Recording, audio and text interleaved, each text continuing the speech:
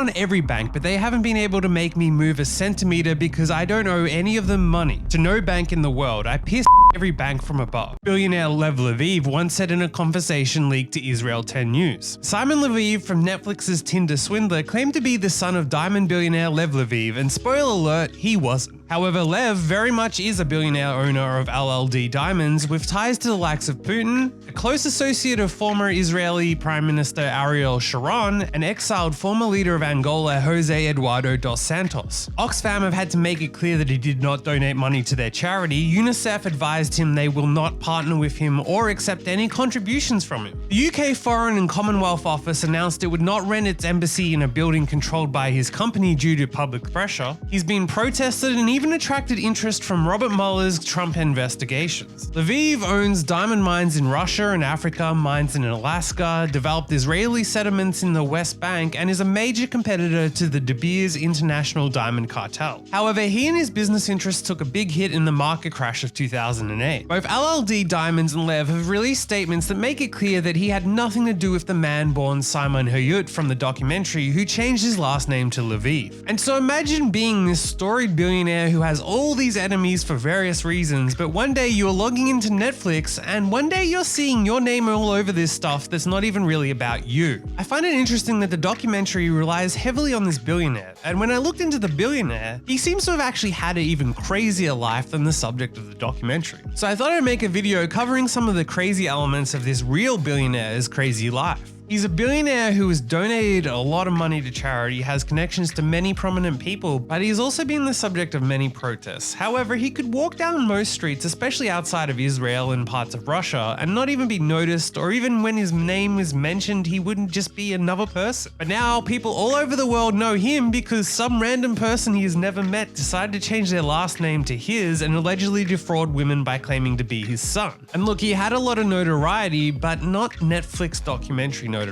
Lev was born in the USSR in 1956 in Uzbekistan, but moved to Israel at age 15, where he began to work as an apprentice in a diamond polishing plant. Eventually started his own diamond plant and then moved to Russia and purchased Russia's oldest jewelry factory. Whilst in Russia, he formed the Federation of Jewish Communities of Russia, FEOR, a pro-Putin organization for Russian Jews to counter the existing Russian Jewish Congress who were critical of Putin. Leviev purchased 60% of Africa Israel Holding Company in 1996 for $400 million from Bank Leumi, when the bank was ordered by a court to divest its non-financial businesses. By 2007, it expanded to $8 billion in market value. However, the 2008 global financial crisis hit the company hard, with company debt reportedly totaling $5.5 billion in September 2009. It defaulted on a series of bonds and in 2010 restructured $2 billion of debt. And in 2016, when the company needed to restructure more debt, is when he said the famous line, "I shit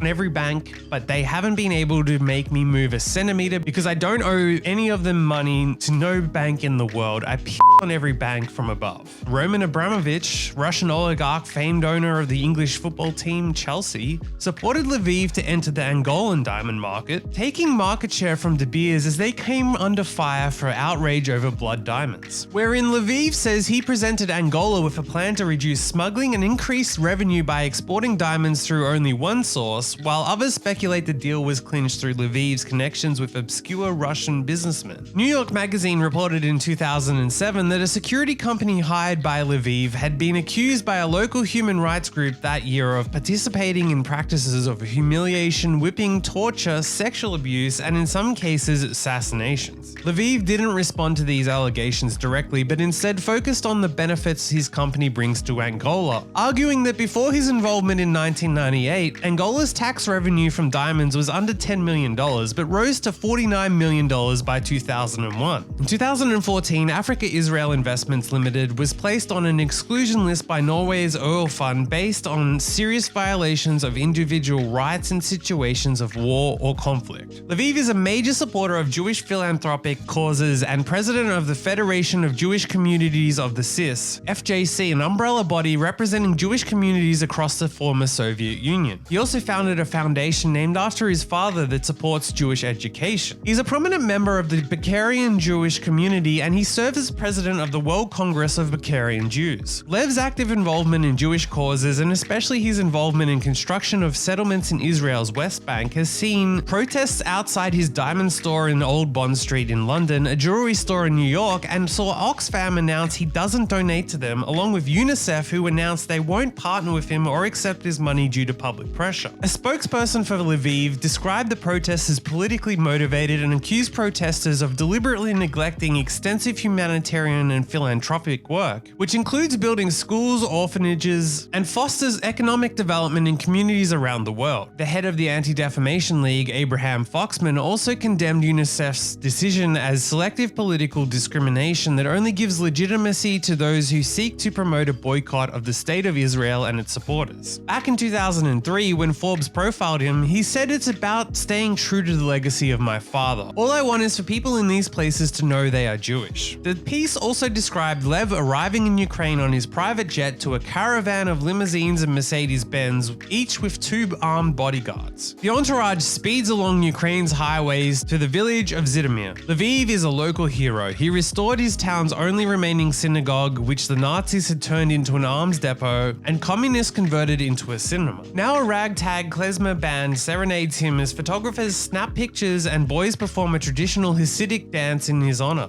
Across some 400 villages in Russia and the former Soviet Republic, this scene has been replayed countless times. At the time, Forbes described him as the world's largest cutter and polisher of precious gems and a primary source of rough stones to cutters, polishers, and jewelry makers around the globe. This video is not about accusing Lev Leviev of any legal wrongdoing, but to me, he seems to be an even more interesting story than the Tinder Swindler, his fake son. And ironically, Lev Leviev's real son was arrested on November 6, 2018 in Israel for suspected illegal diamond smuggling from Russia to Israel through LLD Diamonds. To me, he seems like a really unique guy with a very interesting story, so hopefully this renewed interest from the Tinder Swindler sparks someone else to make a documentary about him. Let me know what you think in the comments, chuck me a like and subscribe if you enjoyed this, and if you made it this far, you'll enjoy one of these other videos too.